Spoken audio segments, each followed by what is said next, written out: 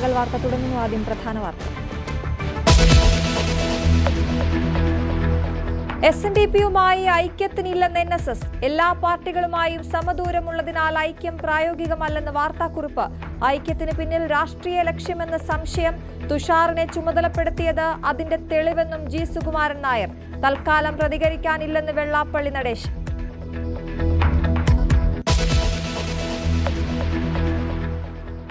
സുകുമാരൻ നായർക്ക് കനത്ത തിരിച്ചടി. ഡയറക്ടർ ബോർഡ് യോഗത്തിൽ അസാധാരണ സാഹചര്യങ്ങൾ.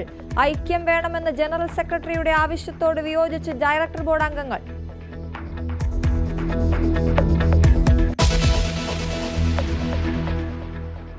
എഴുപത്തിയേഴാം റിപ്പബ്ലിക് ദിനാഘോഷത്തിൽ രാജ്യം.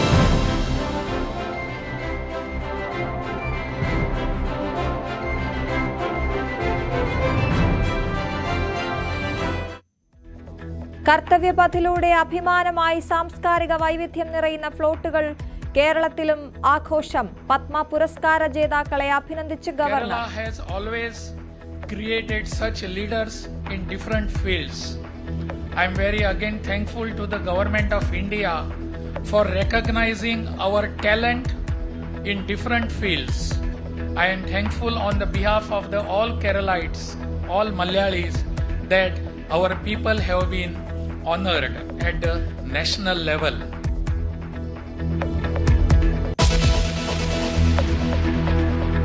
വട്ടിയൂർക്കാവ് പിടിക്കാൻ ശോഭ സുരേന്ദ്രൻ. BJPയുടെ A ക്ലാസ് മണ്ഡലത്തിൽ ശോഭ കളത്തിലിറങ്ങുമെന്ന് സൂചന. മഞ്ചേശ്വരത്ത് സജീവമായി K. സുരേന്ദ്രൻ. സ്ഥാനാർത്ഥിത്വം തള്ളാതെ പ്രതികരണം.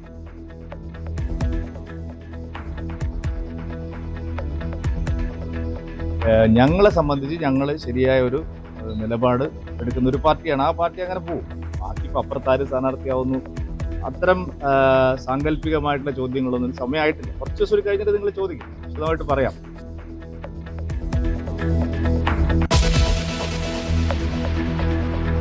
V. കുഞ്ഞികൃഷ്ണനെ പുറത്താക്കിയ നടപടിക്ക് അംഗീകാരം. നടപടി കണ്ണൂർ ജില്ലാ കമ്മിറ്റിയിൽ. പാർട്ടിയുടെ കണ്ണിലെ കരടായത് രക്തസാക്ഷി ഫണ്ട് വിവാദത്തെ തുടർന്ന്.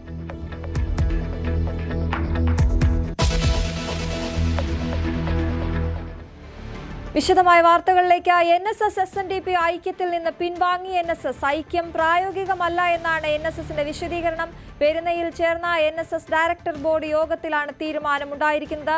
NSS SNDP ഐക്യം വേണ്ട എന്നാണ് നിലപാടെന്ന് NSS general secretary G. Sukumaran Nair പ്രതികരിച്ചു. ഐക്യാവശ്യത്തിന് പിന്നിൽ രാഷ്ട്രീയ ലക്ഷ്യമുണ്ട് എന്ന് സംശയിക്കുന്നു. സമദൂരം എന്നത് നടക്കില്ല. തുഷാർ വരാൻ അനുവാദം ചോദിച്ചു. പറ്റില്ല എന്ന് താൻ നേരിട്ട് പറഞ്ഞു. വെള്ളാപ്പള്ളിക്ക് പത്മഭൂഷൺ കിട്ടിയത് നല്ല കാര്യമെന്നും G. സുകുമാരൻ നായർ പറഞ്ഞു. വാർത്തയുടെ വിശദാംശങ്ങളുമായി R. കിരൺ ബാബു ചേരുകയാണ്. കിരൺ, വിശദമായ ഒരു വാർത്താക്കുറിപ്പോടെയാണ് ഈ ഐക്യത്തിൽ നിന്ന് പിന്മാറിയ കാര്യം NSS അറിയിച്ചത്. SNDPയുടെ എന്തുകൊണ്ടാണ് പിന്മാറ്റം എന്ന കാര്യത്തിൽ ഈ ഐക്യത്തിൽ രാഷ്ട്രീയ ചിന്തയുണ്ട് എന്ന ധാരണ NSSന് വന്നു. അത് വളരെ പെട്ടെന്ന് എടുത്ത തീരുമാനമാണോ എന്നതടക്കമുള്ള കാര്യങ്ങളിലേക്ക് എത്തേണ്ടതുണ്ട്. അശ്വതി, പ്രധാനമായും 3 വിഷയങ്ങളാണ്. ഒന്ന്, SNDP NSS ഐക്യത്തെ NSS ഡയറക്ടർ ബോർഡ് തള്ളിയിരിക്കുന്നു. ഇനി അത് അടഞ്ഞ അധ്യായം എന്ന് തീരുമാനിച്ചിരിക്കുന്നു. രണ്ടാമതായി ഇതിൽ കാണാൻ കഴിയുന്നത് ഇത് വ്യക്തിപരമായി G. സുകുമാരൻ നായർ എടുത്ത ഒരു തീരുമാനമായിരുന്നു. അദ്ദേഹമാണ് ഈ വിഷയം പരസ്യമായി പ്രഖ്യാപിച്ചതുമെല്ലാം.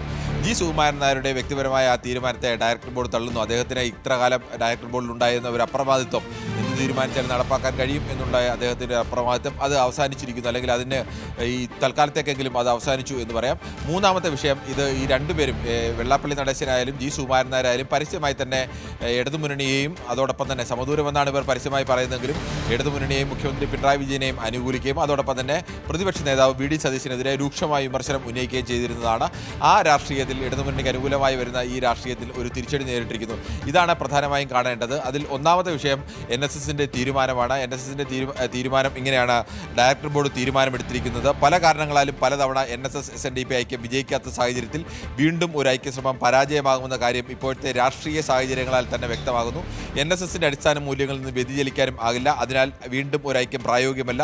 പ്രത്യേകിച്ച് NSSന് എല്ലാ രാഷ്ട്രീയ പാർട്ടികളോടും സമദൂര നിലപാടുള്ളതിനാൽ അതിൻ്റെ അർത്ഥം NSSന് ഒരു സമദൂര നിലപാടുണ്ട്, SNDPക്ക് അങ്ങനെ ഇല്ല എന്നൊരു വ്യാഖ്യാനം കൂടി അവിടെ വരുന്നുണ്ട്.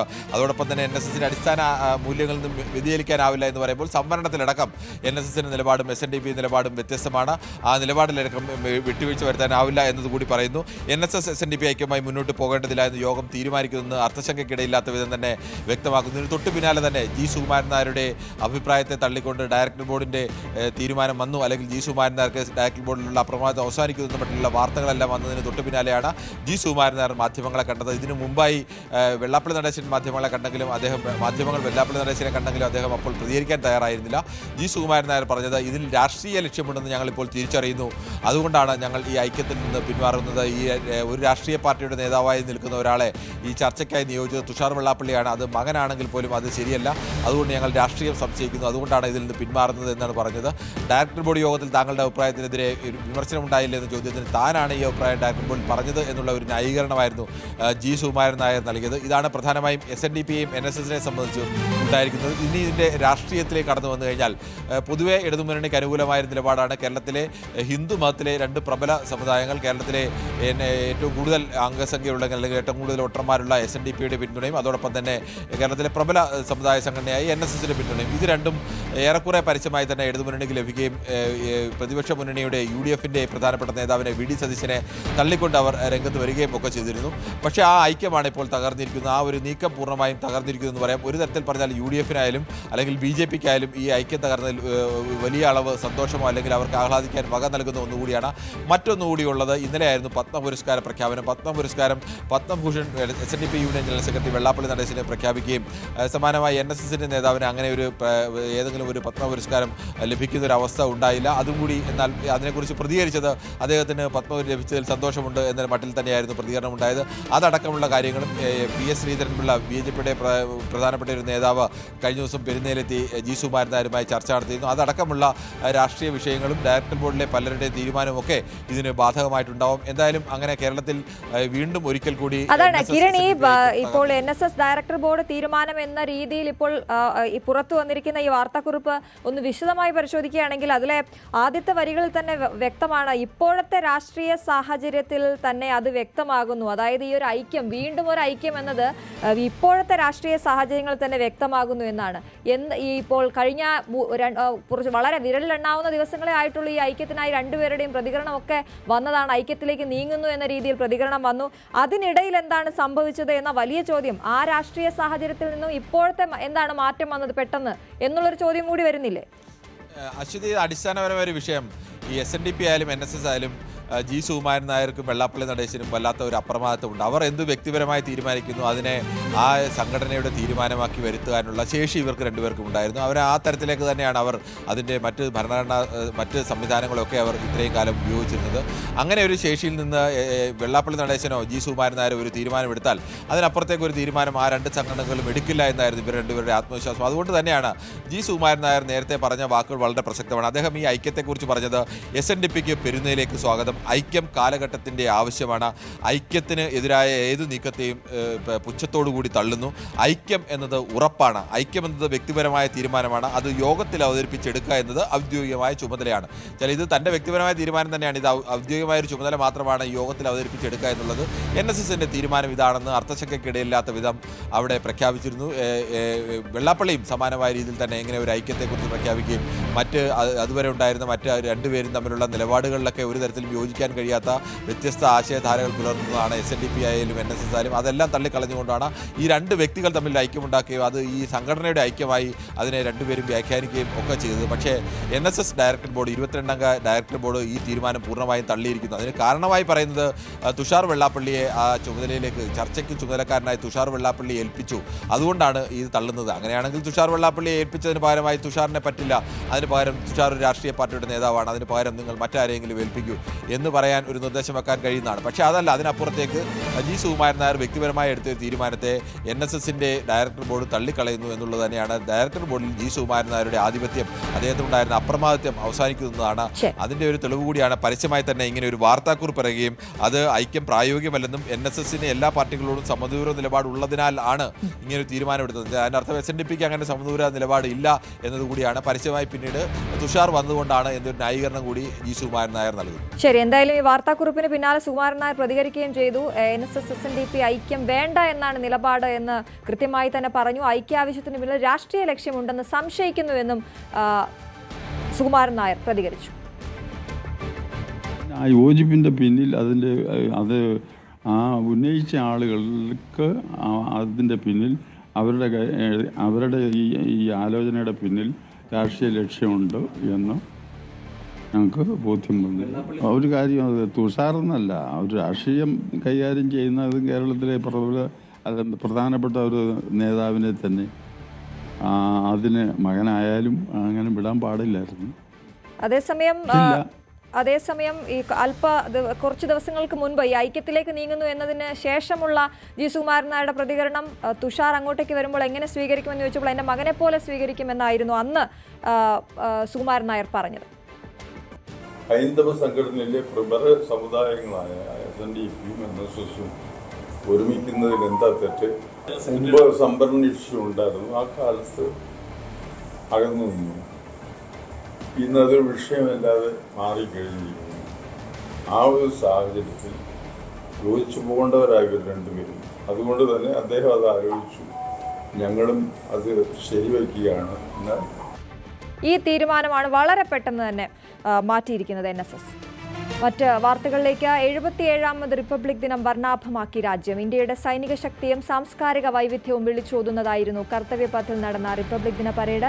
രാവിലെ 9:30 പ്രധാനമന്ത്രി ദേശീയ യുദ്ധ സ്മാരകത്തിൽ പുഷ്പചക്രം സമർപ്പിച്ചതോടെ പരിപാടികൾക്ക് തുടക്കമായി.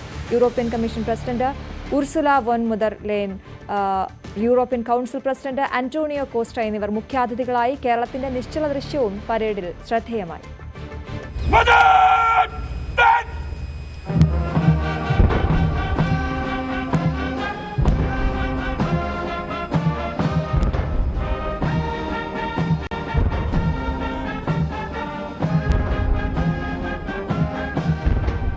വന്ദേമാതരം 150 വർഷങ്ങൾ എന്ന തീമിലാണ് 77ാമത് റിപ്പബ്ലിക് ദിനം രാജ്യം ആഘോഷിക്കുന്നത്. രാവിലെ 9:30 ഡൽഹിയിൽ ആഘോഷ പരിപാടികൾ തുടങ്ങി. യുദ്ധസ്മാരകത്തിൽ പ്രധാനമന്ത്രി നരേന്ദ്രമോദി പുഷ്പചക്രം സമർപ്പിച്ചതിനു പിന്നാലെയാണ് ചടങ്ങുകൾക്ക് തുടക്കമായത്.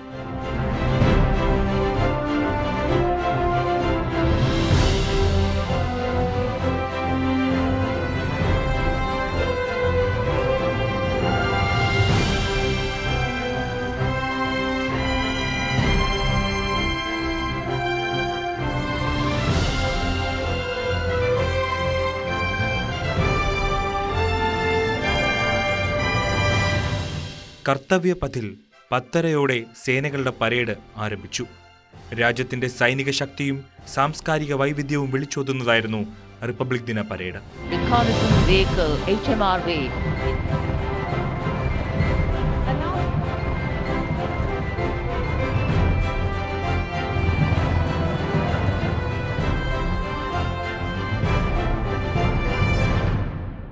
European commission president Ursula von der Leyen, European council president Antonio Costa എന്നിവരാണ് മുഖ്യാതിഥികൾ. Operation Sindoor tableau, Apache, Dhruv ഹെലികോപ്റ്ററുകൾ, ഭീഷ്മ, അർജുൻ യുദ്ധ ടാങ്കുകൾ എന്നിവ പരേഡിൽ പ്രധാന ആകർഷണങ്ങളായി. കേരളത്തിൻ്റെതടക്കം 30 നിശ്ചല ദൃശ്യങ്ങൾ പരേഡിൽ അണിനിരന്നു.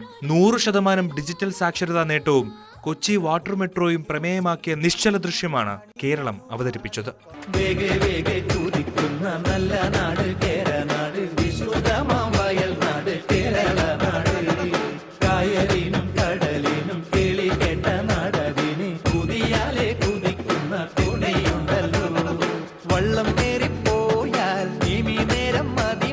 തമിഴ്നാട്ടിലെ സിലമ്പാട്ടം, ജല്ലിക്കെട്ട് തുടങ്ങിയവ അടങ്ങിയ ഫ്ലോട്ടുകൾ അതിഥികൾക്ക് പുതിയ അനുഭവമായി.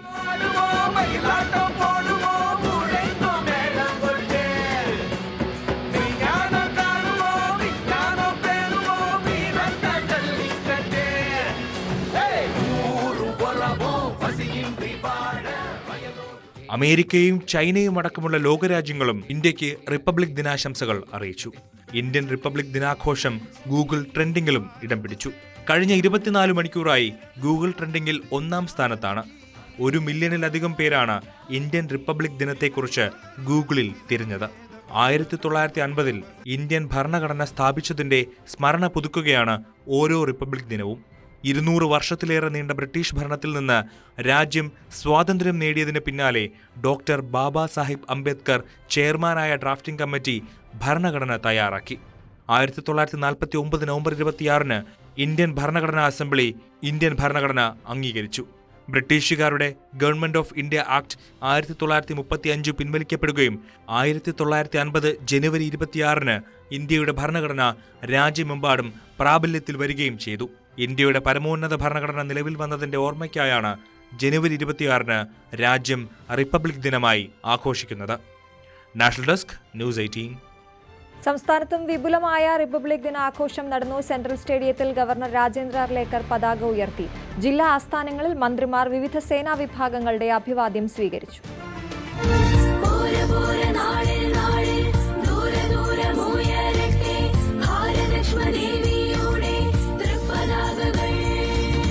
എഴുപത്തിയേഴാമത് റിപ്പബ്ലിക് ദിനത്തിൽ സംസ്ഥാനത്തും വിപുലമായ ആഘോഷം.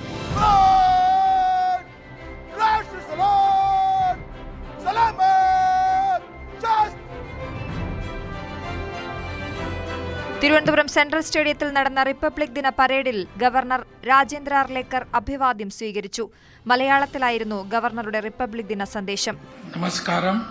ബഹുമാന്യ മുഖ്യമന്ത്രി ശ്രീ പിണറായി വിജയൻ ജി, വിശിഷ്ട വ്യക്തികളെ, പ്രിയ സഹോദരി സഹോദരന്മാരെ, എന്റെ ഹാർദമായ ലോകതന്ത്ര ദിന ആശംസകൾ. VS അച്യുതാനന്ദൻ അടക്കം കേരളത്തിൽ നിന്നുള്ളവർക്ക് പത്മ അവാർഡ് നൽകിയതിൽ കേന്ദ്ര സർക്കാരിനോട് നന്ദി അറിയിക്കുന്നുവെന്നും ഗവർണർ റിപ്പബ്ലിക് ദിന സന്ദേശത്തിൽ പറഞ്ഞു.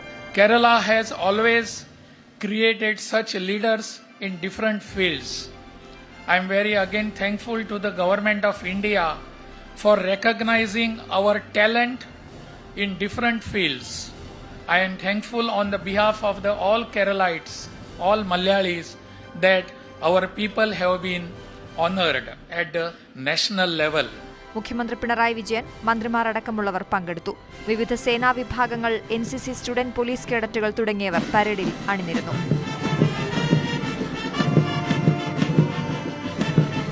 ഇതാദ്യമായി സംസ്ഥാനത്ത് നാഷണൽ സർവീസ് സ്കീം വളണ്ടിയർമാർ റിപ്പബ്ലിക് ദിന പരേഡിൽ അണിനിരക്കുന്നുവെന്ന പ്രത്യേകതയുമുണ്ട്. വിവിധ സർവകലാശാലകളിൽ നിന്നുള്ള 40 വിദ്യാർത്ഥികളാണ് NSSനായി പരേഡിൽ പങ്കെടുത്തത്. ജില്ലാ ആസ്ഥാനങ്ങളിൽ മന്ത്രിമാരുടെ നേതൃത്വത്തിൽ പതാക ഉയർത്തുകയും റിപ്പബ്ലിക് ദിന സന്ദേശങ്ങൾ കൈമാറുകയും ചെയ്തു.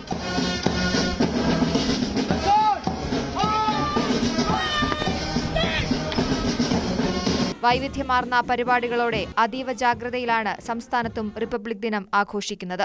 വിവിധ ബ്യൂറോകൾക്കൊപ്പം ന്യൂസ് ഡെസ്ക്, ന്യൂസ് 18. റിപ്പബ്ലിക് ദിന പരേഡിനിടെ മന്ത്രി കടന്നപ്പള്ളി രാമചന്ദ്രൻ കുഴഞ്ഞു വീണു. കണ്ണൂരിൽ റിപ്പബ്ലിക് ദിന പ്രസംഗത്തിന് പിന്നാലെയാണ് ക്ഷീണം അനുഭവപ്പെട്ട് മന്ത്രി വീണത്. ഉടൻ അദ്ദേഹത്തെ ആശുപത്രിയിലേക്ക് മാറ്റി.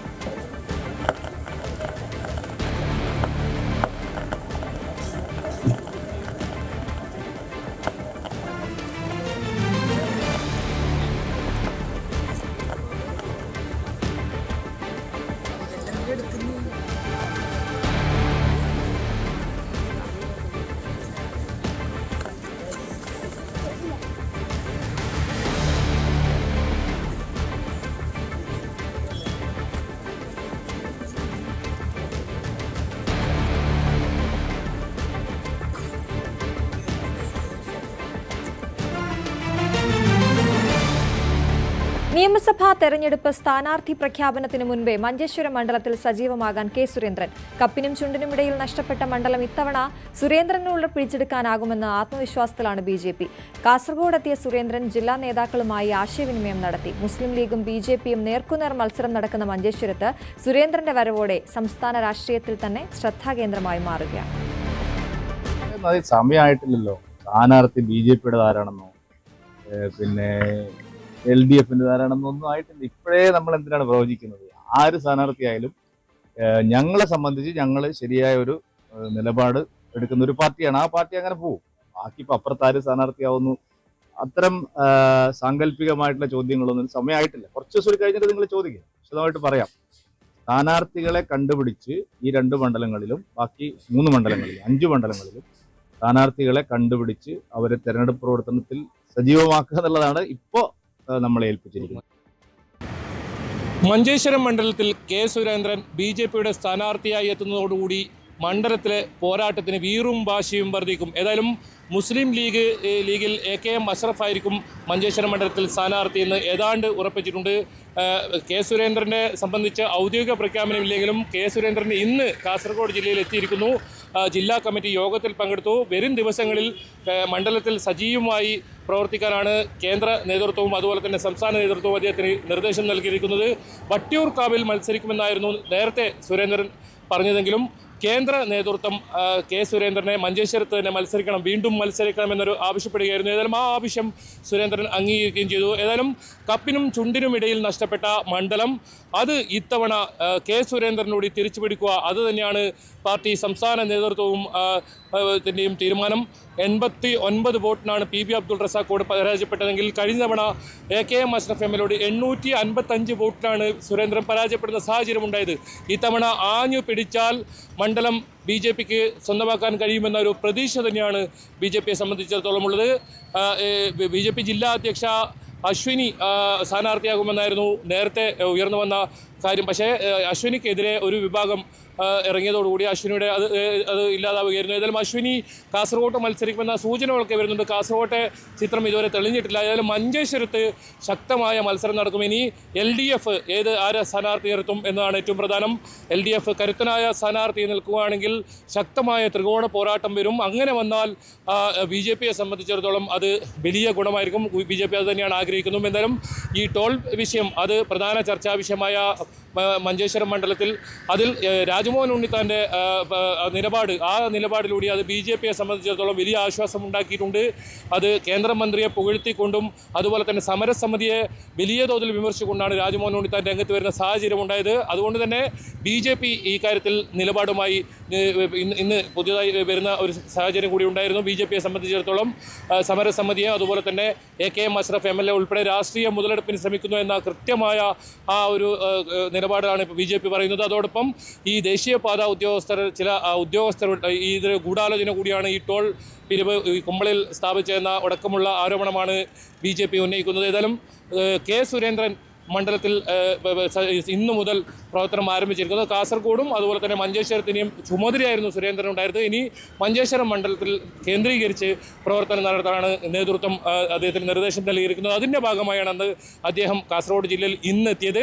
ജില്ലാ കമ്മിറ്റി യോഗത്തിൽ അദ്ദേഹം പങ്കെടുത്തു. നേതാക്കളെല്ലാം ഇന്ന് കാണുന്ന സാഹചര്യം ഉണ്ടായിരുന്നു. ഇനി വരും ദിവസങ്ങളിൽ തെരഞ്ഞെടുപ്പ് പ്രചരണം അത് കൃത്യമായി മുന്നോട്ട് കൊണ്ടുപോകാൻ തന്നെയാണ് BJPയുടെ തീരുമാനം. ഏതായാലും മഞ്ചേശ്വരം മണ്ഡലം സംസ്ഥാന രാഷ്ട്രീയത്തിൽ തന്നെ വീണ്ടും ഒരു ശ്രദ്ധാ കേന്ദ്രമായി മാറുന്നു എന്നതാണ് ഈ തെരഞ്ഞെടുപ്പിന് മറ്റൊരു പ്രത്യേകത. KB Baiju, News 18 Kasaragod. വട്ടിയൂർക്കാവിൽ BJPയുടെ ഫയർ ബ്രാൻഡ് ശോഭ സുരേന്ദ്രനെ മത്സരിപ്പിച്ചേക്കും. A ക്ലാസ് മണ്ഡലമായ വട്ടിയൂർക്കാവ് ശോഭ വരുന്നത് ഗുണം ചെയ്യുമെന്നാണ് പാർട്ടിയുടെ വിലയിരുത്തൽ. വരും ദിവസങ്ങളിൽ ശോഭ മണ്ഡലത്തിൽ സജീവമാകുമെന്നാണ് സൂചന. എങ്ങനെയാണ് ഇത്തവണ നിയമസഭാ തെരഞ്ഞെടുപ്പ് മത്സരരംഗത്തുണ്ടാവും? അല്ല, ഭാരതീയ ജനതാ പാർട്ടി നേതൃത്വം നൽകുന്ന NDA വലിയ രീതിയിൽ മുന്നോട്ട് പോവുകയും ഒരു ഡബിൾ എഞ്ചിൻ സർക്കാർ ഉണ്ടാകണം എന്ന് കേരള സമൂഹം ആഗ്രഹിച്ചുകൊണ്ടിരിക്കുന്ന ഒരു നിമിഷത്തിൽ എന്നെ സംബന്ധിച്ച് തെരഞ്ഞെടുപ്പിൽ മത്സരിക്കുന്നതിനേക്കാൾ പ്രചാരണത്തിന് നേതൃത്വം കൊടുക്കാൻ തയ്യാറാണ് എന്നാണ് സംസ്ഥാന ഘടകത്തെയും ഞാൻ അറിയിച്ചിട്ടുള്ളത്. അഖിലേന്ത്യാ ഘടകത്തോടും ഞാൻ പറഞ്ഞിട്ടുള്ളത്. ദേശീയ തലത്തിൽ 12 പേരിൽ ഒരാളായിട്ട് മഹിളാ സമന്വയ സമിതിയുടെ ചുമതലയും നൽകിയിട്ടുണ്ട്. ആന്ധ്രയുടെയും തെലങ്കാനയുടെയും ചുമതല നോക്കാൻ ഇതിനിടയിൽ നടത്തിക്കൊണ്ടിരിക്കുന്നുണ്ട്. അപ്പൊ തീർച്ചയായിട്ടും പാർട്ടി നമ്മൾ ഒരു സ്ഥലത്ത് മത്സരിക്കണമെന്ന് പാർട്ടിക്ക് നിർബന്ധമുണ്ടെങ്കിൽ മാത്രമേ മത്സരരംഗത്ത് നിൽക്കേണ്ട ആവശ്യമുള്ളൂ. കാരണം എത്രയോ തവണ മത്സരിച്ചു കഴിഞ്ഞതാണ്. അപ്പോൾ 9 തവണ മത്സരരംഗത്ത് വന്ന ഒരാളെ സംബന്ധിച്ച് ഒരു മത്സരം എന്നുള്ളത് അത്യാഗ്രഹമോ ആഗ്രഹമോ അല്ല എന്നുള്ളതാണ്.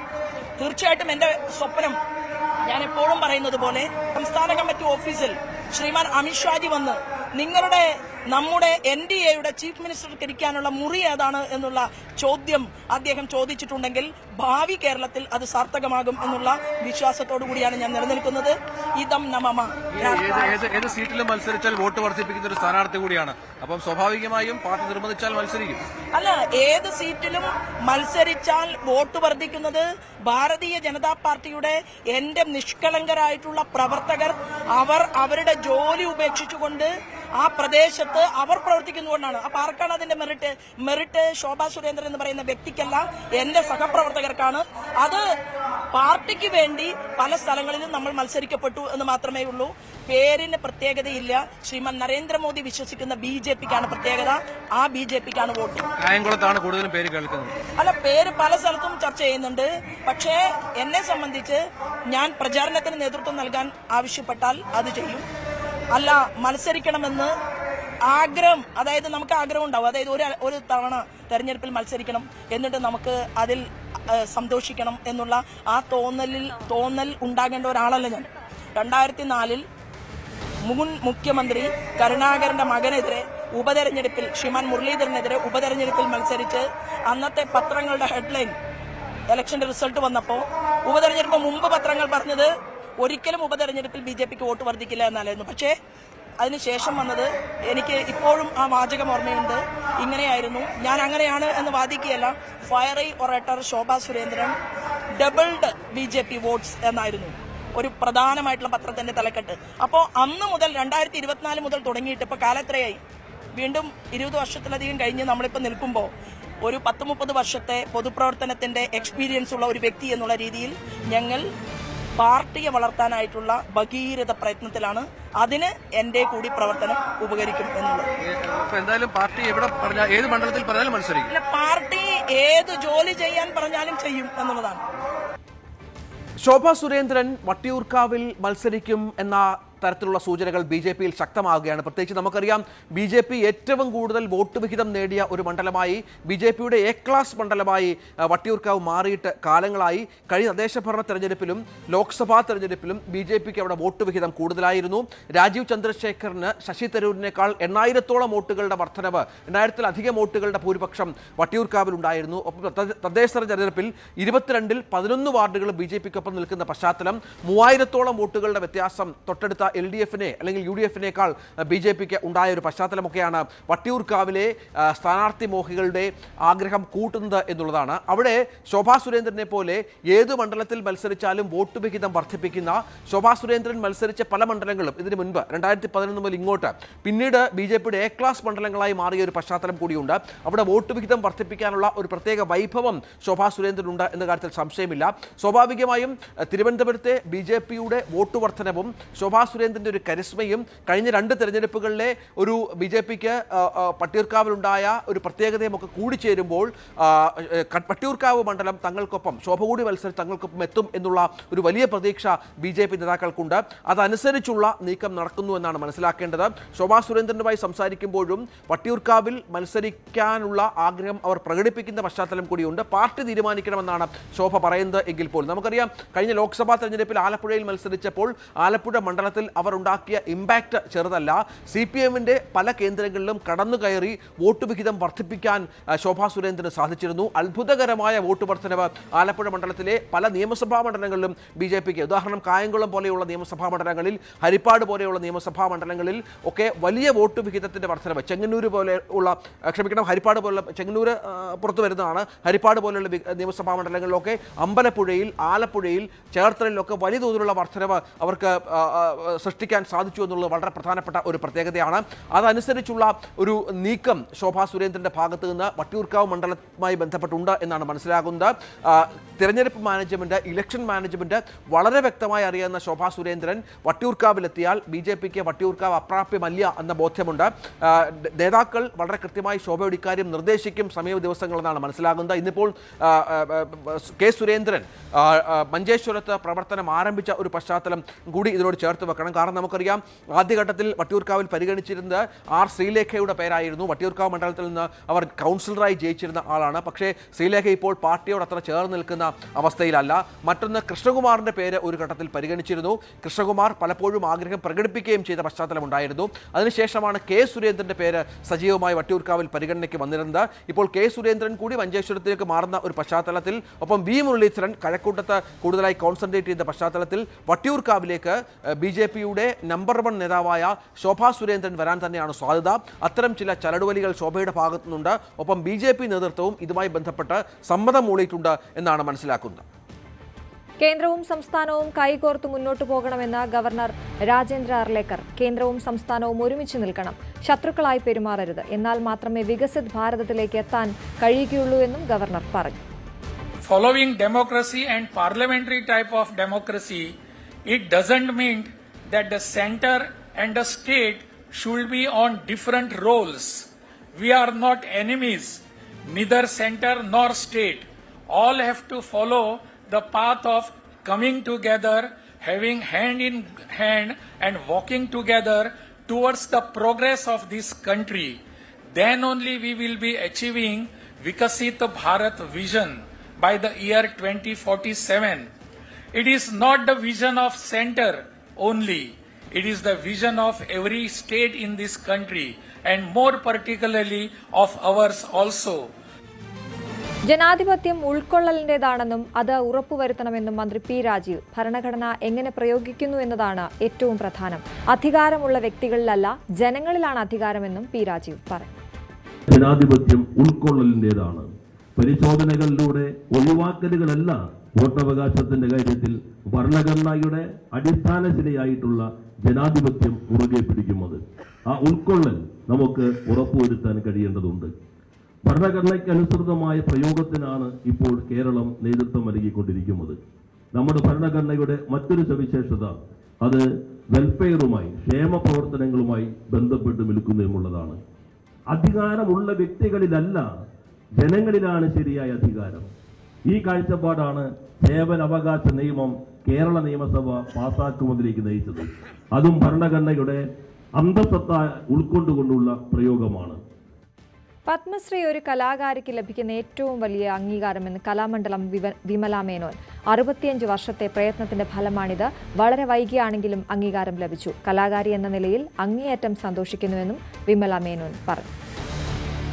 65 കൊല്ലത്തെ പരിശ്രമത്തിൻ്റെ എല്ലാം കൂടിയായ ഒരു ശക്തി ലോകം മുഴുവൻ അറിയപ്പെടുന്ന ഒരു അംഗീകാരത്തോടുകൂടി കിട്ടുക എന്ന് പറയുന്നത് വളരെ അപൂർവമാണ്.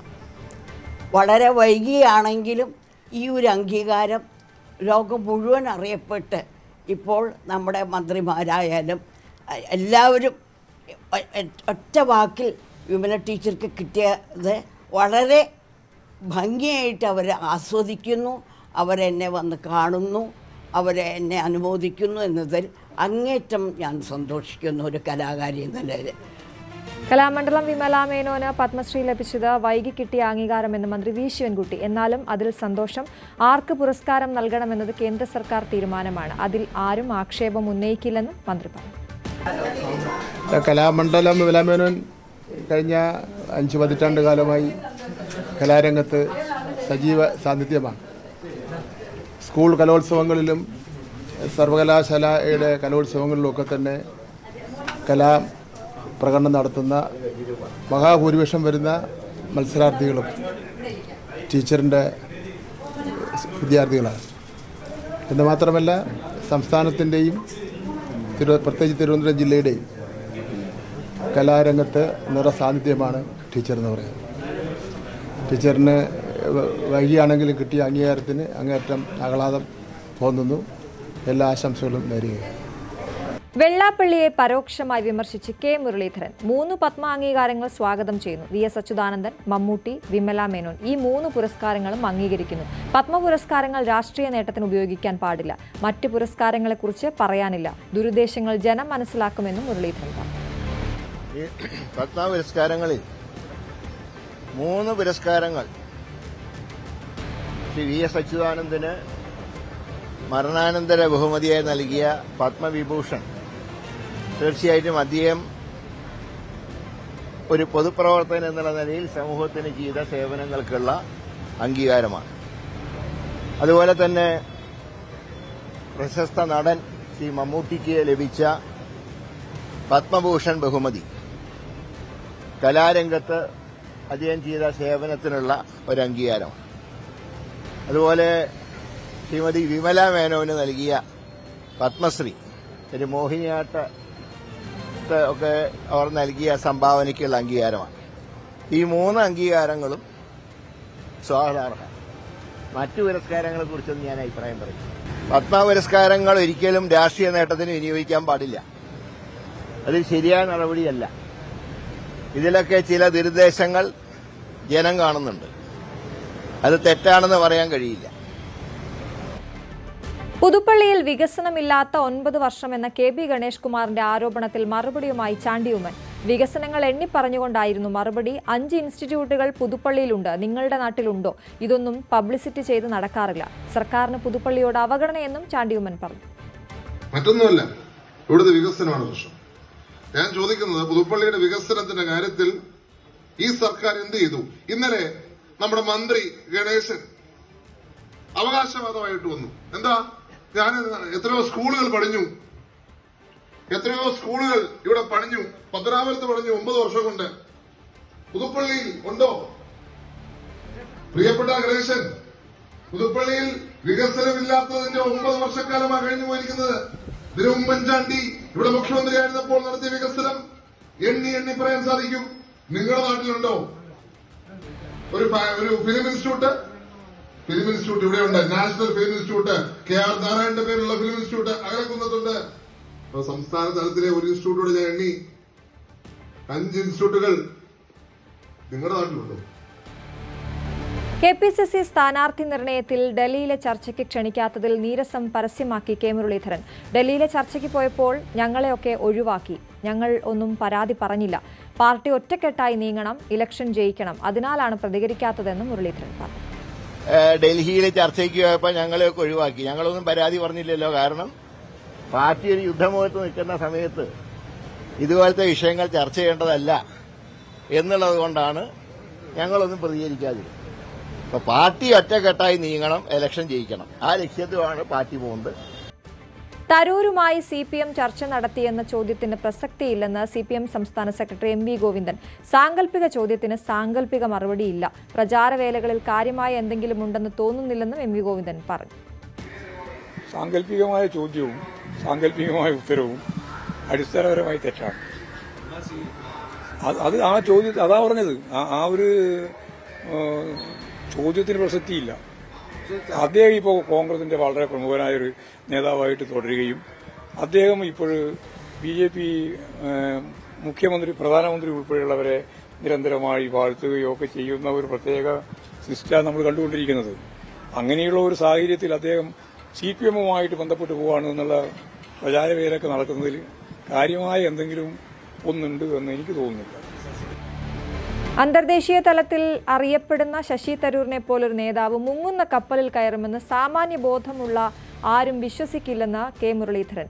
ശശി തരൂർ CPM-ഉമായി അടുക്കുന്നുവെന്ന വാർത്തയോടായിരുന്നു പ്രതികരണം.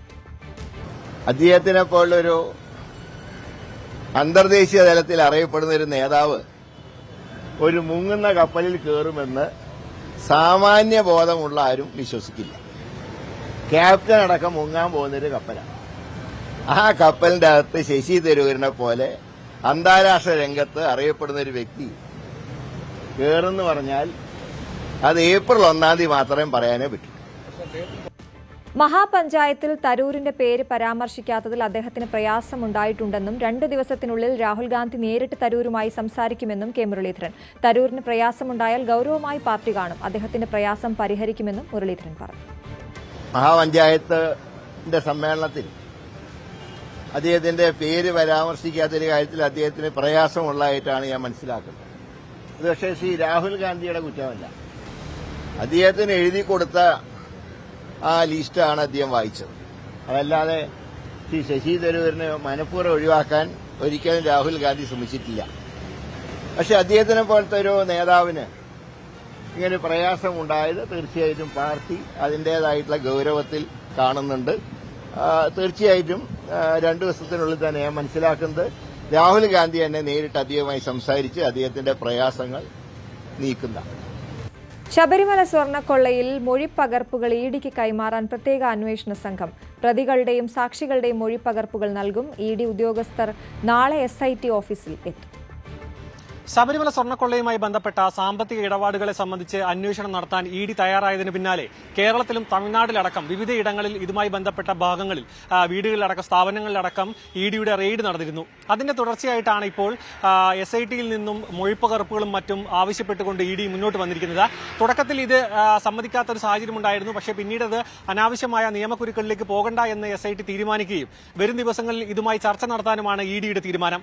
തിരുവനന്തപുരത്തെ SITയുടെ ഓഫീസിലേക്ക് ഇതുമായി ബന്ധപ്പെട്ട ചർച്ചകൾ നടത്തിയതിനു ശേഷം ഈ ഒരു സാമ്പത്തിക തട്ടിപ്പുമായി ബന്ധപ്പെട്ട മൊഴികളുടെ പകർപ്പ് SITയിൽ നിന്നും വാങ്ങുമെന്നാണ് ഇഡിയുടെ ഭാഗത്തു നിന്നും ഉണ്ടായിട്ടുള്ള വിവരം. ഇതുമായി ബന്ധപ്പെട്ട് അതായത് ഉണ്ണികൃഷ്ണൻ പോറ്റി, ഒപ്പം തന്നെ പങ്കജ് ഭണ്ഡാരി, ഗോവർദ്ധൻ തുടങ്ങിയവരാണ് ഈ ഒരു കൊള്ളയുമായി ബന്ധപ്പെട്ടുള്ള സാമ്പത്തിക ഇടപാടുകൾ നടത്തിയതിൽ മുഖ്യർ. അവരുമായി ബന്ധപ്പെട്ട മൊഴികളായിരിക്കും കൂടുതലായിട്ടും ഈ പ്രത്യേക അന്വേഷണ സംഘത്തിൽ നിന്നും ഇഡി മൊഴി പകർപ്പുകൾ വാങ്ങുക. തുടർന്നായിരിക്കും അറസ്റ്റിലേക്കും തുടർന്ന് ചോദ്യം ചെയ്യലിലേക്ക് അടക്കം കടക്കുക. കാരണം SIT ഇപ്പോൾ 200-ലധികം പേരുടെ മൊഴികൾ രേഖപ്പെടുത്തുകയും പലരെയും അറസ്റ്റ് ചെയ്യുകയും അടക്കം ചെയ്തിട്ടുണ്ട്. ഇനി വരും ദിവസങ്ങളിൽ ഉണ്ണികൃഷ്ണൻ പോറ്റിയുടെ 2ാമത്തെ കേസിലെ ഈ ഒരു ജാമ്യം, സ്വാഭാവിക ജാമ്യത്തിന് സമയമാവുകയാണ്. ആ സമയമാവുമ്പോഴേക്കും ഇഡി ഒരു അറസ്റ്റിലേക്ക് കടക്കാനുള്ള സാധ്യതയും കൂടിയുണ്ട്. എന്തുതന്നെയാണെങ്കിലും അന്വേഷണം തുടക്കത്തിൽ, അതായത് റെയ്ഡിൽ നിന്നും ആരംഭിച്ചപ്പോൾ റെയ്ഡിലേക്ക് എത്തിയ അന്വേഷണം ഇപ്പോൾ മൊഴിപ്പകർപ്പുകൾ വാങ്ങുകയും തുടർന്ന് അതുമായി ബന്ധപ്പെട്ട് കൂടുതൽ അറസ്റ്റിലേക്കും, അതായത് സ്വാഭാവിക ജാമ്യം കിട്ടി പുറത്തേക്ക് ഇറങ്ങുന്ന ഉണ്ണികൃഷ്ണൻ പോറ്റി ഇഡി അറസ്റ്റ് ചെയ്ത് അകത്തേക്ക് പോകാനുള്ളൊരു സാഹചര്യം നിലനിൽക്കുന്നുണ്ട്. എന്ന് തന്നെയായാലും കൊള്ളയുമായി ബന്ധപ്പെട്ട ഉദ്യോഗസ്ഥ തലത്തിലുള്ള അന്വേഷണം നടക്കുന്നതിനിടയിൽ തന്നെ ഇഡിയുമായി ബന്ധപ്പെട്ടുകൊണ്ട്, അതായത് ഈ ഒരു കൊള്ളയുമായി ബന്ധപ്പെട്ട സാമ്പത്തിക ലാഭം ആരൊക്കെ നേടി, ഇതുമായി ബന്ധപ്പെട്ട ഏതൊക്കെ കൈകളിലേക്ക് സാമ്പത്തിക ഇടപാടുകൾ എത്തിയിട്ടുണ്ട്, ഇതിന് പിന്നിൽ നടന്നിട്ടുള്ള ഗൂഢാലോചനയുടെ ഏതൊക്കെ ഭാഗങ്ങൾ, അതായത് ആരൊക്കെ ഇതിൽ പങ്കാളികളായിട്ടുണ്ട് എന്നടക്കമുള്ളത് ഇഡിയുമായി ബന്ധപ്പെട്ട അന്വേഷണത്തിൽ കൂടുതൽ വെളിവാകുമെന്നാണ് മനസ്സിലാക്കാൻ കഴിയുന്നത്. ക്യാമറാമാൻ അരുൺ പാലോടിനൊപ്പം സാരംഗ് സുധാകരൻ, ന്യൂസ് 18, തിരുവനന്തപുരം. കാസർഗോഡ് കുമ്പള നായ്ക്കാപ്പിലെ സ്വർണ്ണ കവർച്ചയിൽ ബംഗളൂരുവിൽ വിൽപ്പന നടത്തിയ സ്വർണ്ണാഭരണം കണ്ടെടുത്തു. അറസ്റ്റിലായ ഇബ്രാഹിം കലന്തർ ആഡംബര ജീവിതം നയിക്കുന്നതിനു വേണ്ടിയാണ് കവർച്ചകൾ നടത്തുന്നതെന്നും പോലീസ് വ്യക്തമാക്കി. കുമ്പള നായ്ക്കാപ്പ് സ്വദേശിയും കാസർഗോഡ് ബാറിലെ അഭിഭാഷകയുമായി ചൈത്രയുടെ വീട്ടിൽ നിന്നും കവർച്ച ചെയ്ത സ്വർണ്ണമാലകളിലൊന്ന് പോലീസ് കണ്ടെടുത്തു. ബംഗളൂരുവിലെ ഒരു ജ്വല്ലറിയിൽ വിറ്റ ചെറിയ മാലയാണ് കണ്ടെടുത്തത്. മാല വിൽക്കാൻ ജ്വല്ലറിയിലെത്തിയതിന്റെ CCTV ദൃശ്യങ്ങളാണ് പ്രതിയായ ഇബ്രാഹിം എന്ന കലന്തറിനെ ദിവസങ്ങൾക്കകം പിടികൂടാൻ സഹായിച്ചതെന്ന് പോലീസ് പറഞ്ഞു. ഞായറാഴ്ച വൈകുന്നേരം രാത്രി 6 മണിക്കും 8 മണിക്കും ഇടയിലാണ് ചൈത്രയുടെ വീട്ടിൽ നിന്ന് 29 പവൻ സ്വർണവും 1/4 ലക്ഷത്തിന്റെ വെള്ളിയാഭരണങ്ങളും 5000 രൂപയും മോഷ്ടിച്ചത്. CCTV ദൃശ്യങ്ങൾ പരിശോധിച്ചതിൽ നിന്നാണ് നിരവധി കവർച്ചാ കേസുകളിൽ പ്രതിയായ കലന്തർ ബംഗളൂരുവിലെ ജ്വല്ലറിയിൽ മാല വിൽക്കാനെത്തിയ വിവരം പോലീസിന് ലഭിച്ചത്. വിൽപ്പന നടത്തിയത് ചൈത്രയുടെ വീട്ടിൽ നിന്ന് കവർച്ച പോയ മാലയാണെന്ന് സ്ഥിരീകരിച്ച ശേഷമാണ് കലന്തറിനെ കസ്റ്റഡിയിലെടുത്തത്. കർണാടക ബാങ്ക് അഡ്യനെടുക്ക ശാഖയിൽ നിന്ന് 2 കിലോ സ്വർണവും 17 ലക്ഷം രൂപയും കവർച്ച ചെയ്ത കേസിലെ പ്രതിയാണ് കലന്തർ. ആഡംബര ജീവിതം നയിക്കുന്നതിന് വേണ്ടിയാണ് ഇയാൾ കവർച്ചകൾ നടത്തുന്നതെന്നും നായ്ക്കാപ്പ് കവർച്ചാ കേസുമായി ബന്ധപ്പെട്ട് കസ്റ്റഡിയിലെടുക്കുന്ന സമയത്ത് ഇയാൾ 15,000-ൽ പരം രൂപ വില വരുന്ന ഷൂസാണ് ധരിച്ചതെന്നും പോലീസ് പറയുന്നു. നായ്ക്കാപ്പിൽ നിന്നും കവർച്ച ചെയ്ത മറ്റ് ആഭരണങ്ങൾ എവിടെയാണെന്ന് കണ്ടെത്താൻ കഴിഞ്ഞിട്ടില്ല. ഇതിനായി പ്രതിയെ കസ്റ്റഡിയിൽ വാങ്ങി ചോദ്യം ചെയ്യാൻ ഒരുങ്ങുകയാണ് അന്വേഷണ സംഘം. ന്യൂസ് 18 കാസർഗോഡ്. കാസർഗോഡ് കുമ്പള ടോൾ പിരിവിനെതിരെയുള്ള സമരം മുസ്ലിം ലീഗും ചില CPM നേതാക്കളും BJPക്കെതിരെ രാഷ്ട്രീയ ആയുധമാക്കി മുതലെടുപ്പ് നടത്താനാണ് ശ്രമിക്കുന്നതെന്ന് BJP കോഴിക്കോട് മേഖലാ president advocate K. Sreekanth. Manjeshwaram മണ്ഡലത്തിലെ തോൽവി ഭയന്ന് AKM അഷ്റഫ് MLA ഉൾപ്പെടെയുള്ളവർ സമരത്തെ ആയുധമായി ഉപയോഗിക്കുന്നു. ടോൾ പിരിവിനെ BJP അംഗീകരിക്കുന്നില്ല. കുമ്പളയിൽ താൽക്കാലിക ടോൾ പ്ലാസ സ്ഥാപിച്ചതിൽ ചില ഉദ്യോഗസ്ഥരുടെ ഗൂഢാലോചനയുണ്ടെന്നും K. ശ്രീകാന്ത് ന്യൂസ് 18നോട് പറഞ്ഞു.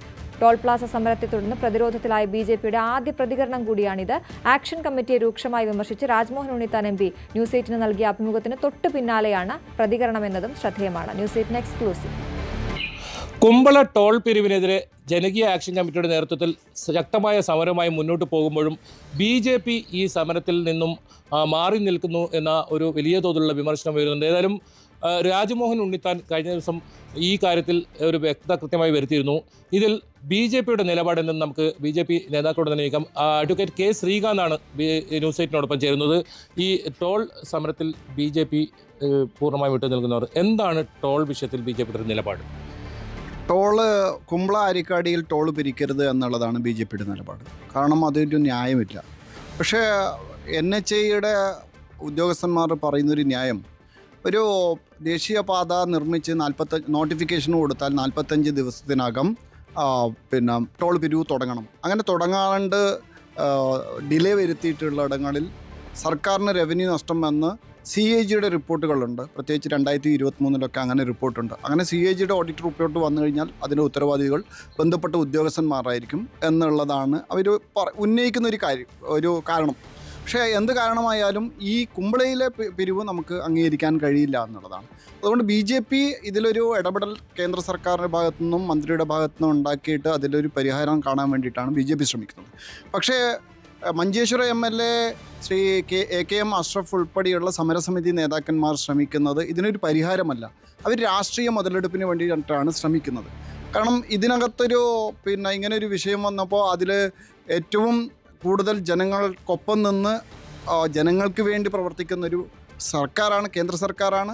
അതിൽ പ്രത്യേകിച്ച് മന്ത്രി എല്ലാ പ്രതിപക്ഷ MPമാർക്കും പ്രതിപക്ഷത്തിനും അംഗീകാരമുള്ള, പ്രതിപക്ഷമോ ഭരണപക്ഷമോ എന്ന് വ്യത്യാസമില്ലാതെ ഇടപെടുന്ന ഒരു മന്ത്രിയാണ് ശ്രീ നിതിൻ ഗഡ്കരി. അപ്പോൾ അദ്ദേഹത്തിൻ്റെ ശ്രദ്ധയിൽപ്പെടുത്തി അതിലൊരു പരിഹാരം ഉണ്ടാക്കാമായിരുന്നു. പകരം എന്താ ചെയ്തിട്ടുള്ളത്? പകരം ഇവിടെ പെട്ടെന്ന് തന്നെ ഒരു സമരത്തിലേക്ക് പോയി. അക്രമം സമരം അഴിച്ചുവിട്ടു. മറുഭാഗത്ത് ബഹുമാനപ്പെട്ട ഹൈക്കോടതിയെ സമീപിച്ചു. അപ്പം ഹൈക്കോടതി വരെ ഇതിൽ നിയമവിരുദ്ധമായിട്ടൊന്നും ഇല്ല എന്ന് വിധി വരുന്നൊരു സാഹചര്യം ഉണ്ടായിട്ടുണ്ട്. അതുകൊണ്ട് സ്വാഭാവികമായിട്ടും ഞാൻ നേരത്തെ പറഞ്ഞ CAGയുടെ റിപ്പോർട്ട്, അതിൻ്റെ തുടർന്നിട്ടുള്ള കാര്യങ്ങൾ, ഇപ്പോൾ ഹൈക്കോടതിയുടെ വിധി കൂടി വന്നതോട് കൂടിയിട്ട് ഉദ്യോഗസ്ഥന്മാർ ഇതിൽ നിന്ന് പിൻവാങ്ങാൻ തയ്യാറല്ല. അപ്പോൾ അത്രയും ശക്തമായിട്ടുള്ള നിയമോപദേശമൊക്കെ തേടിയ ശേഷം മാത്രമേ നമുക്കതിൽ ഇടപെടാൻ കഴിയൂ എന്നുള്ളതാണ് വാസ്തവം. അതുകൊണ്ടാണ് ഈ പരിമിതി വന്നിട്ടുള്ളത്. ഇപ്പോൾ ഈ അഷ്റഫിനിപ്പോൾ മറ്റു വിഷയങ്ങളൊന്നുമില്ല. അപ്പോൾ അദ്ദേഹം തോൽക്കുമെന്ന് ഉറപ്പായപ്പോൾ ഒരു ആയുധമായിട്ട് ഇതിനെ പ്രയോഗിക്കുകയാണ്.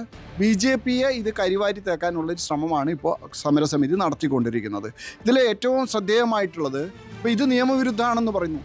ഇതേ സമരസമിതിയുടെ ചില നേതാക്കന്മാർ കൊടുത്തിട്ടുള്ള റിട്ട് ഹർജിയിൽ സ്റ്റേറ്റ് ഗവൺമെൻറ് പാർട്ടിയാണ്. എന്തുകൊണ്ട് സ്റ്റേറ്റ് ഗവൺമെൻറ് അതിലൊരു നിലപാട് പറയാത്തത്? എന്തുകൊണ്ട് മൗനം പാലിച്ചു? അപ്പോൾ സ്വാഭാവികമായിട്ടും സംസ്ഥാന സർക്കാരും മുസ്ലിം ലീഗും ചില CPMൻ്റെ നേതാക്കന്മാരും ചില NHAIയുടെ ഉദ്യോഗസ്ഥന്മാരും ഒരു ഗൂഢാലോചന നടത്തിയിട്ടുണ്ട്. അത് കേന്ദ്ര സർക്കാരിനെതിരായിട്ട് ഒരു ശക്തമായിട്ടുള്ള ജനവികാരം ഉണ്ടാക്കുക എന്നുള്ളതാണ്. അതല്ലെങ്കിൽ കുമ്പളയിൽ എന്തിനാ ഈ റീച്ച് തുടങ്ങുന്നത്? ഇപ്പുറത്താണല്ലോ, ചെർക്കളയിൽ നിന്ന് തലപ്പാടി വരെ ഉണ്ട്. കുമ്പളയിൽ തന്നെ എന്തിനാ? അപ്പോൾ വളരെ വ്യക്തമായിട്ടുള്ള ഒരു അജണ്ട ഇതുണ്ട്. അപ്പോൾ സ്വാഭാവികമായിട്ട് ചോദിക്കും, NHA നിങ്ങളുടെ കേന്ദ്ര സർക്കാരിൻ്റെ അണ്ടറിലല്ലേ? അതെ. പക്ഷേ ഉദ്യോഗസ്ഥന്മാരെ നമുക്കെല്ലാവർക്കും അറിയുന്നത് കേരളത്തിലെ ദേശീയപാത നിർമ്മാണവുമായി ബന്ധപ്പെട്ട് ചില കാര്യങ്ങളുണ്ട്, ചില അപാകതകൾ സംഭവിച്ചിട്ടുണ്ട്. അതിനെതിരെ വളരെ ശക്തമായിട്ടുള്ള നടപടി കേന്ദ്ര സർക്കാർ എടുത്തിട്ടുണ്ട്. അതുകൊണ്ട് NHAIയുടെ ചില ഉദ്യോഗസ്ഥന്മാർക്ക് കേന്ദ്ര സർക്കാരിനോട് വലിയ ഉള്ളിൽ എതിർപ്പുണ്ട്. അപ്പം അങ്ങനെയുള്ള ചില ഉദ്യോഗസ്ഥന്മാരുടെ ഒരു പാരവെപ്പ് കൂടിയാണ് ഇത് എന്നാണ് ഞങ്ങൾ സംശയിക്കുന്നത്. അത് BJPയുടെ A ക്ലാസ് മണ്ഡലമാണ് മഞ്ചേശ്വരം, പിന്നെ കാസർഗോഡും. അവിടെ ഈ ഒരു വിഷയം, കുമ്പള ടോൾ പിരിവ്, ഏതെങ്കിലും തരത്തിൽ തെരഞ്ഞെടുപ്പിന് തിരിച്ചടിയാവും? അല്ല, ഇത് BJPക്ക് സാധ്യതയുള്ളതോ സാധ്യതയില്ലാത്തതോ മണ്ഡലം എന്നുള്ളതല്ല. ഇത് തെരഞ്ഞെടുപ്പ് വിഷയത്തിനപ്പുറത്ത് ജനങ്ങളെ ബാധിക്കുന്ന ഒരു വിഷയം എന്ന നിലക്കാണ് BJP ഇടപെടുന്നത്. സ്വാഭാവികമായിട്ടും BJPക്ക് ഈ കാര്യങ്ങളെ പറഞ്ഞ് ബോധ്യപ്പെടുത്താൻ സാധിക്കുമെന്നുള്ളതാണ്. ഇത്രയൊന്നും ജനങ്ങൾക്ക് ആശങ്കയുണ്ട്, ജനങ്ങൾക്ക് പ്രയാസമുണ്ട്, ഇല്ല എന്ന് പറയുന്നില്ല. പക്ഷേ അതേ സമയത്ത് ചില കാര്യങ്ങൾ മറച്ചു വെക്കുകയാണ്. ഇപ്പോൾ ഉദാഹരണത്തിന് കേന്ദ്ര സർക്കാർ ഒരു വർഷം 3000 രൂപ അടച്ചു കഴിഞ്ഞാൽ 15 രൂപയ്ക്ക് ടോളിൽ പോകാൻ പറ്റുന്ന സൗകര്യങ്ങൾ ഉണ്ടാക്കിയിട്ടുണ്ട്. അത് മറച്ചു വെക്കുകയാണ്. അതുമല്ല, ഒരു ടോൾ പ്ലാസയുടെ ഒരു 20 കിലോമീറ്ററിൻ്റെ അകത്തുള്ള ജനങ്ങൾക്ക് വെറും 340 രൂപ ഒരു മാസം കൊടുത്താൽ മതി. അവർക്ക് യാത്ര ചെയ്യാൻ പ്രയാസമില്ല. 340 രൂപയുടെ മാസപ്പാസ് കൊടുത്തിട്ടുണ്ട്. അപ്പോൾ ജനങ്ങൾക്ക് വലിയ രീതിയിലുള്ള ഭാരം അടിച്ചേൽപ്പിക്കാതെ അതോടൊപ്പം തന്നെ വികസനം മുമ്പോട്ട് കൊണ്ടുപോകാനും വികസനത്തിൻ്റെ കാര്യത്തിൽ പണം ഒരു പ്രശ്നമില്ലാതെ വികസനം ഇവിടെ നടത്തുകയും ജനങ്ങൾക്ക് ഭാരമില്ലാതെ ഈ വികസനം നടത്തുക എന്നുള്ള ഒരു ബാലൻസ്ഡ് ആയിട്ടുള്ള സമീപനമാണ് കേന്ദ്ര സർക്കാർ സ്വീകരിച്ചിരിക്കുന്നത്. ഉണ്ണിത്താൻ കഴിഞ്ഞ ദിവസം ന്യൂസൈറ്റിക്ക് നൽകിയ അഭിമുഖത്തിൽ തന്നെയാണ് പറഞ്ഞത്, ഇതിൽ ഈ കേന്ദ്രമന്ത്രി കൃത്യമായി MP-മാരുടെ കാര്യങ്ങളെല്ലാം ഇടപെട്ട് പരിഹരിക്കുന്ന എന്തുകൊണ്ടൊരു ഓൾ പാർട്ടി മീറ്റിംഗ് വിളിച്ച് അതിൽ BJP എന്തുകൊണ്ട് മുൻകൈ എടുത്തുകൂടാ? അല്ല, സ്വാഭാവികമായിട്ട് ഇതിനു മുമ്പൊക്കെ ഇങ്ങനെ ഇപ്പോൾ കേന്ദ്ര സർവകലാശാലയുടെ വിഷയം വന്നപ്പോൾ, അതുപോലെ തന്നെ മെഡിക്കൽ കോളേജിൻ്റെ വിഷയം വന്നപ്പോൾ, ഇതൊക്കെ സമയത്ത് MP-മാർ ആ സമയത്തുള്ള MP-മാരൊക്കെ ഇടപെട്ടിട്ട് എല്ലാവരും വിളിച്ചിട്ടുണ്ട്. ഇപ്പോഴും ഞങ്ങൾ അങ്ങനെ സഹകരിക്കാൻ തയ്യാറാണ്. പക്ഷേ BJPയെ മാറ്റി നിർത്തിക്കൊണ്ട് BJPക്കെതിരായിട്ട് ഒരു രാഷ്ട്രീയ ആയുധമാക്കിയിട്ട് രാഷ്ട്രീയ മുതലെടുപ്പ് നടത്താനുള്ള സമരത്തോട് ഞങ്ങൾക്ക് യോജിപ്പില്ല. രാഷ്ട്രീയത്തിനപ്പുറത്ത് ജനങ്ങളുടെ കാര്യത്തിൽ ഒരുമിച്ച് നിന്ന് നേടിയെടുക്കണം, ജനങ്ങളുടെ പ്രയാസം മാറ്റണം എന്നാണ്, പരിഹരിക്കണം എന്നാണ് BJPയുടെ നിലപാട്. ഇക്കാര്യത്തിലും അത് BJP വളരെ ഉറച്ച് നിൽക്കുകയാണ്. ആ കാര്യത്തിൽ നിലപാടിൽ ഒരു മാറ്റവും. ഞങ്ങൾ ഈ കാര്യത്തിലോട് ഞങ്ങളുടെ നിലപാട് പരസ്യമായിട്ട് പറഞ്ഞിരിക്കുകയാണ്. ഒരു തർക്കവുമില്ല. എന്തായാലും ജനങ്ങളുടെ പ്രശ്നം പരിഹരിക്കാൻ കൂടെ ഉണ്ടാകുമെന്ന് തന്നെയാണ് BJP പറയുന്നത്. ടോൾ പിരിവിനെതിരെ ശക്തമായി മുന്നോട്ട് പോകാനും അവർ തയ്യാറാണ്. ഇതിൽ കേന്ദ്ര സർക്കാരിൻ്റെ ഇടപെട്ട് ഈ ഓൾ പാർട്ടി മീറ്റിംഗ് വിളിച്ച് ഇതിലൊരു പ്രശ്നം പരിഹരിക്കുകയാണെങ്കിൽ BJP മുൻകൈ എടുക്കുമെന്നും അഡ്വക്കേറ്റ് K. ശ്രീകാന്ത് വ്യക്തമാക്കുന്നു. KB Baiju, news 18, Kasaragod. കൊല്ലം കടയ്ക്കലിൽ തീപിടുത്തം. കടയ്ക്കൽ ബസ് സ്റ്റാൻഡ് ഷോപ്പിംഗ് കോംപ്ലക്സിൽ പ്രവർത്തിക്കുന്ന വീണ ഫാൻസി എന്ന സ്ഥാപനത്തിനാണ് തീപിടിച്ചത്. ഫയർഫോഴ്സ് എത്തി തീയണച്ചു. ഷോർട്ട് സർക്യൂട്ടാണ് കാരണമെന്നാണ് പ്രാഥമിക നിഗമനം.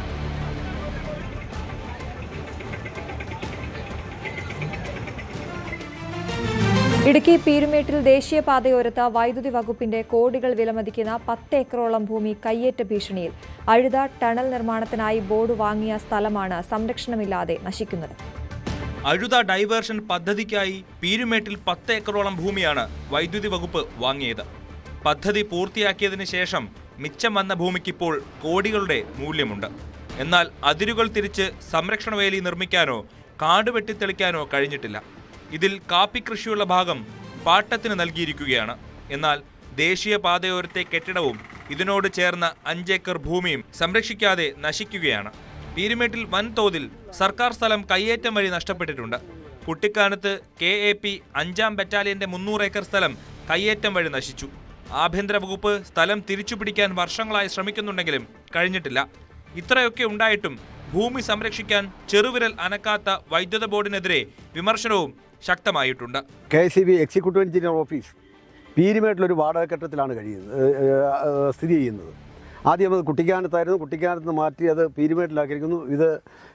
ഈ സ്ഥലം KSEBയുടെ ഈ കൈവശമുള്ള ഈ സ്ഥലത്ത് അസിസ്റ്റൻറ്റ് എക്സിക്യൂട്ടീവ് എഞ്ചിനീയർ ഓഫീസ് അതുപോലെയുള്ള പോത്തുപ്പാറയിൽ ഇന്ന് പ്രവർത്തിക്കുന്ന ഓഫീസുകൾ മുഴുവൻ ഈ സ്ഥലത്ത് നിർമ്മിച്ചാൽ ജനങ്ങൾക്ക് വളരെ ഉപകാരപ്രദമാകും. പീരുമേട്ടിൽ ദേശീയപാതയോരത്ത് വൈദ്യുത ബോർഡിന്റെ സ്ഥലത്ത് 3 നിലകളിൽ വൈദ്യുതി ഭവൻ നിർമ്മിക്കാനുള്ള പദ്ധതിയും നടപ്പിലായില്ല. ബോർഡിലെ തന്നെ ഒരു വിഭാഗം ഉദ്യോഗസ്ഥർ പദ്ധതി അട്ടിമറിക്കുന്നെന്നാണ് ആക്ഷേപം. വൈദ്യുതി ഭവൻ നിർമ്മിച്ചില്ല എന്ന് മാത്രമല്ല, കൈവശമുള്ള സ്ഥലം നഷ്ടപ്പെടുകയും ചെയ്യും എന്നതാണ് ഇപ്പോഴത്തെ സ്ഥിതി. ന്യൂസ് 18 ഇടുക്കി. കണ്ണൂർ കുഞ്ഞിമംഗലത്ത് പഞ്ചായത്ത് ഭൂമിയിലെ മരങ്ങൾ സ്വകാര്യ വ്യക്തി മുറിച്ചു വിൽപ്പന നടത്തി. കുഞ്ഞിമംഗലം താമരം കുളങ്ങരയിൽ തീരദേശ റോഡരികിലെ 3 തണൽ മരങ്ങളാണ് സ്വകാര്യ വ്യക്തി മുറിച്ചു മാറ്റിയത്. കഴിഞ്ഞ ഞായറാഴ്ചയാണ് മരം മുറിച്ചു കടത്തിയത്. സ്വന്തം ഭൂമിയിലെ മരമെന്ന വ്യാജേനയാണ് ഇടനിലക്കാരൻ വഴി മില്ലുടമയായി കച്ചവടമുറപ്പിച്ചത്. കോൺഗ്രസ് പ്രവർത്തകരുടെ നേതൃത്വത്തിൽ നാട്ടുകാർ ഇടപെട്ടതോടെ തട്ടിപ്പ് മനസ്സിലായി. കുഞ്ഞുമംഗലം ഗ്രാമപഞ്ചായത്തിലെ താമരം കുളങ്ങര പ്രദേശത്തെ തീരദേശ റോഡിലെ 3 തണൽ മരങ്ങൾ അനധികൃതമായി മുറിച്ചു മാറ്റിയത് അന്വേഷിക്കുന്നതിന് വേണ്ടിയാണ് കുഞ്ഞുമംഗലം മണ്ഡലം കോൺഗ്രസ് കമ്മിറ്റിയുടെ നേതൃത്വത്തിൽ ഇവിടെ എത്തിയത്. ജനങ്ങളുടെ ഒരു പരാതി നമുക്ക് കിട്ടിയിരുന്നു. അത് അന്വേഷിക്കുക എന്ന ദൗത്യമായിട്ടാണ് നമ്മൾ എത്തിയത്. ഇവിടെ എത്തിയപ്പോഴാണ് കാര്യങ്ങൾ വളരെ കൃത്യമായി മനസ്സിലാക്കാൻ വേണ്ടി കഴിഞ്ഞത്. കാരണം പഞ്ചായത്ത് റോഡരികിലുള്ള മരങ്ങൾ വെട്ടിമാറ്റുമ്പോൾ പഞ്ചായത്തിന് നിലവിലുള്ള മരം മുറി കമ്മിറ്റിയെ അറിയിക്കുക എന്നൊരു ബാധ്യത ആ നാട്ടുകാർക്കുണ്ടായിരുന്നു. പക്ഷേ ഇതൊന്നും ചെയ്യാതെയാണ് ഇവിടെയുള്ള കുറച്ച് ആൾക്കാർ ചേർന്ന് ഈ മരങ്ങൾ വെട്ടിമാറ്റി കാശ് കീശയിലാക്കിയത്. സംഭവത്തിൽ നാട്ടുകാർ ഇടപെട്ടതോടെ മുറിച്ച മരത്തടികൾ മില്ലിൽ നിന്ന് വാഹനത്തിൽ തിരികെ കൊണ്ടുവന്ന് വെച്ചു. 2500 രൂപ സ്വകാര്യ വ്യക്തിക്കും ഇടനിലക്കാരന് 500 രൂപയും നൽകിയാണ് മരം മുറിച്ചത്. മരംമുറി തൊഴിലാളികൾക്കുള്ള കൂലിയും വാഹനത്തിലെ കടത്തു ചെലവ് ഉൾപ്പെടെ 15,000-ഓളം രൂപയും മില്ലുടമയ്ക്ക് ചെലവ് വന്നു. മരം മുറിച്ച വിൽപ്പന നടത്തിയ വ്യക്തിക്ക് പ്രശ്നത്തിന്റെ ഗൗരവം മനസ്സിലായതോടെ തടി തപ്പാൻ ശ്രമിച്ചു.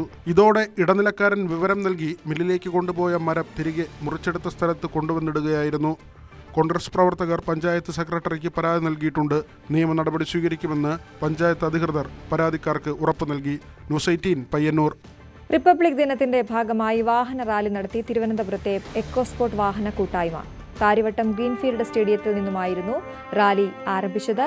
റാലിയിൽ 7 നിറങ്ങളിലുള്ള വാഹനങ്ങൾ അണിനിരന്നു. 50ഓളം വാഹനങ്ങൾ റാലിയിൽ പങ്കെടുത്തു.